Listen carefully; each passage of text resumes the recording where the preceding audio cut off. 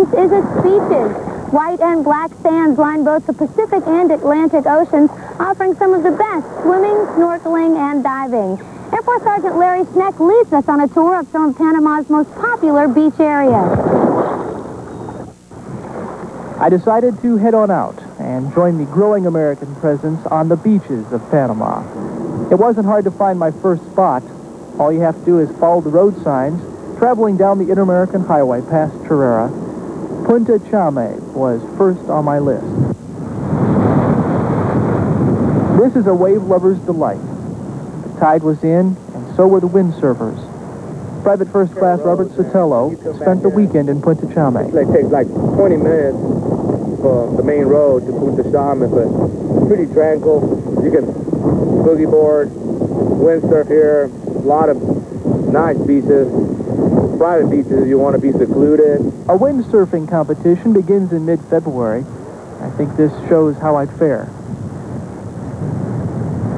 Don't go to Punta Chame looking for calm waters. If you want a place to relax and dangle your feet in the water, this is it. The motel is within walking distance from a restaurant and the private beach for guests. Let's contrast this against the calm at Solimar Beach. Solimar is located next to Gorgona. The same turnoff from the Inter-American Highway takes you to both. Solimar offers open areas to spread out on. Not everything you'll see has two legs. There's more white sand here at Solimar than at other Pacific beaches. Next to Solimar is another public beach called Gorgona. Arrive early to rent a shelter or just to get a good spot out of the way of traffic. For reef lovers, you'll find a small area while the tide is out. Tidal pools at Gorgona are home to creatures awaiting the sea's return. The farther out on the Pacific coast we go, the darker the sand is. The last Pacific area to explore is a place called Playa Raton.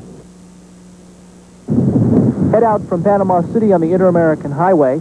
After you pass through a small town called San Carlos, the half-hidden entrance to Playa Raton appears on your left.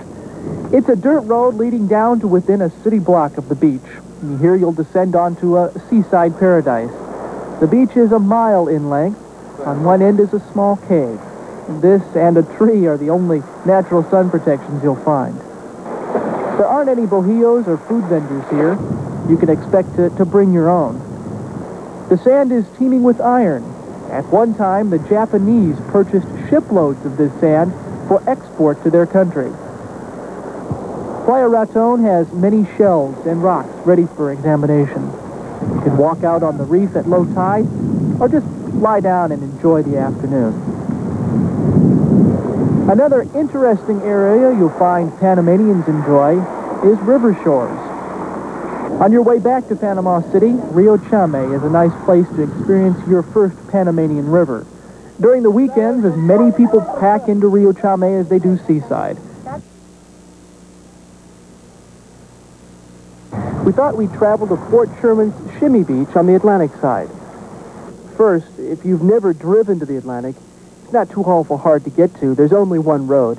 Take the Trans-Isthmian Highway to Bolivar Highway that passes directly in front of Fort Davis.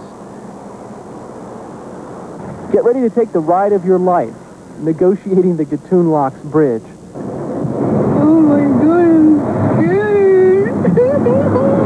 Here's Shimmy. A small fee gets you in. Recently, renovations were completed on all the bohíos. Each one offers a cool rest from the unforgiving afternoon sun. A cooler packed with a family meal turns into a feast on the grill. Shimmy Beach has lawn chairs, barbecue grills, coolers, and camping gear for rent. Shimmy Beach began renting spaces for overnight camping. You can pop a tent and rest within Fort Sherman. And of course, the lifeguard is on duty to keep a watchful eye over the kids. And there's plenty of room to have some fun. We're out here catching some rays, playing a lot of volleyball.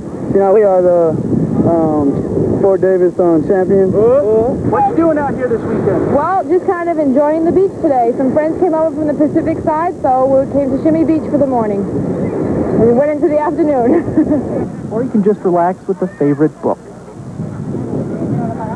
Our last beach is located out the back gate of Howard Air Force Base, Veracruz.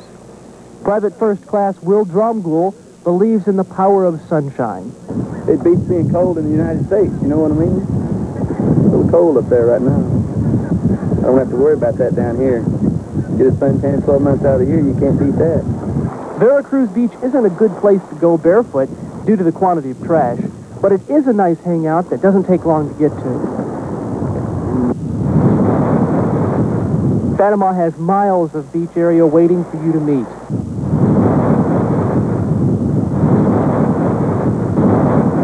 Reporting for On Tour, I'm Air Force Sergeant Larry Schneck.